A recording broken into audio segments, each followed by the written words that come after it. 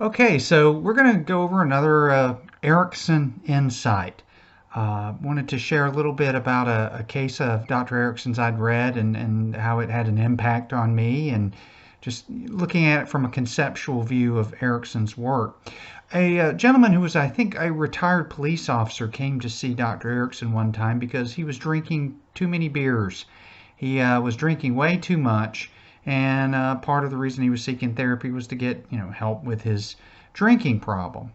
So Erickson told him that he'd be able to help him, but he needed to know how many beers he drank and how he went about drinking. And the guy gave him all the information he needed. And then Erickson said, "Okay, well, I want you to feel free to drink however much you want to drink, but you have to walk to the store to buy a beer, and it can only be one beer at a time."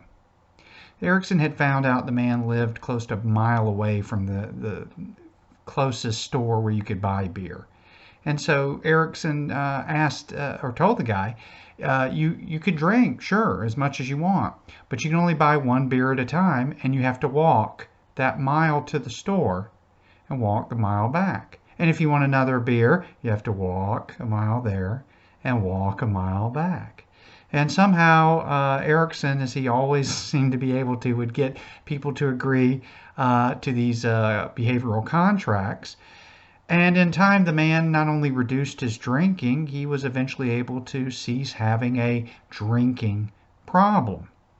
So for me, my insight is what you'll see in a lot of Dr. Erickson's work is an interest in the pattern that the person is doing and seeing a problem as a process rather than some tangible thing that we have to delve into and really explore every element of.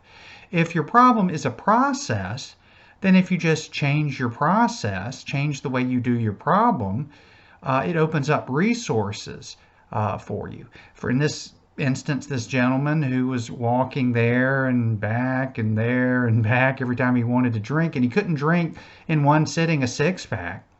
He had to walk a mile, get the beer, come home, drink the beer at home. So he was not only breaking up the amount of alcohol that he could drink at one sitting, he's also kind of breaking up the psychological craving, the psychological reactive nature of the drinking. And if nothing else, if the guy does do back and forth 8-10 times a day, his body metabolizes the alcohol in a totally different way, since he's getting, 6 to 8 miles of walking a day.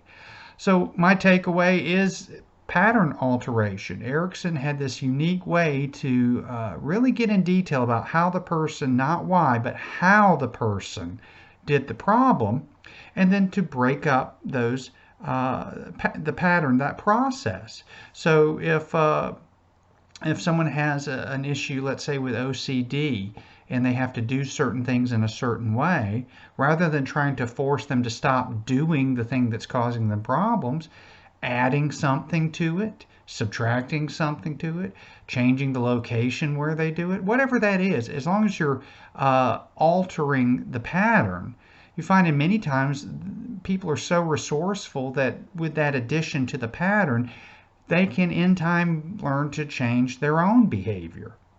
So an example that I've used often in my workshops is a lady who I talked to who was said she had OCD, and anytime she heard something health related, something about medicine, she would go into this kind of panic about being sick and dying and all of this. And she found that the only way, and she never knew why she found this out, but the only way she could decrease a little bit of the anxiety was to knock 7 times on the wall or the desk or something. So using Dr. Erickson's wisdom, I just told her it was fine for her to do that. But between every knock for the next 2 weeks, she had to do a jumping jack. So it's fine. She's sitting at home and she sees a commercial about health or medicine, and it caused her to go into this panic.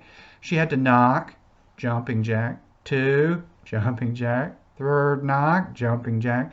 So it's breaking up the pattern, doing something totally ridiculous, something silly, It might have helped her get in shape too. Don't really know that. But instead of spending too much time doing this etiology search, just realizing that how we're doing the problem sometimes is just as important, if not more important, than why we're doing the problem.